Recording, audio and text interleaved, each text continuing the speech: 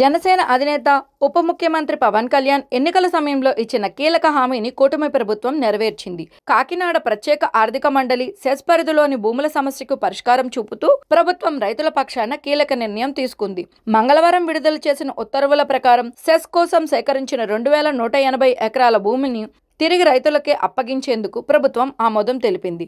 ఎన్నికల ప్రచారం సమయంలో పిఠాపురం నుంచి పోటీ చేసిన పవన్ కళ్యాణ్ కాకినాడ సెజ్ రైతుల సమస్యను పరిష్కరిస్తానని బలంగా హామీ ఇచ్చారు. గత ప్రభుత్వం ఉత్తర్వులు జారీ చేసినప్పటికీ భూముల రిజిస్ట్రేషన్ కాకపోవడంతో రైతులు తీవ్ర ఇబ్బందులను ఎదుర్కొంటున్నారు. తమ భూములను పిల్లల చదువులు, పెళ్లిళ్ల వంటి అవసరాల కోసం ఉపయోగించుకోలేకపోతున్నారని రైతులు పవన్ కి తెలియజేయగా ఆయన అధికారంలోకి రాగానే సమస్యను పరిష్కరిస్తానని వాగ్దానం చేశారు. ప్రభుత్వం ఏర్పడిన వెంటనే ఉప ముఖ్యమంత్రి హోదాలో పవన్ కళ్యాణ్ ఈ అంశాన్ని ముఖ్యమంత్రి చంద్రబాబు నాయుడు దృష్టికి తీసుకువెళ్లారు. ఆయన చొరవతో సీఎం వెంటనే స్పందించి అధికారులకు తగిన ఆదేశాలు జారీ చేశారు. ముఖ్యమంత్రి ఆమోదంతో రెవెన్యూ శాఖ మంత్రి అనగాని సత్యప్రసాద్ పర్యవేక్షణలో రెవెన్యూ శాఖ ప్రత్యేక ప్రధాన కార్యదర్శి 2180 ఎకరాల భూములను రైతులకు తిరిగి అప్పగించాలని ఉత్తర్వులు జారీ చేశారు. ఉత్తర్వుల్లో భూములను రైతుల పేరుపై రిజిస్ట్రేషన్ చేయడానికి స్టాంప్ డ్యూటీ లేదా రిజిస్ట్రేషన్ రుసుములు వసూలు చేయవద్దని స్పష్టం చేశారు.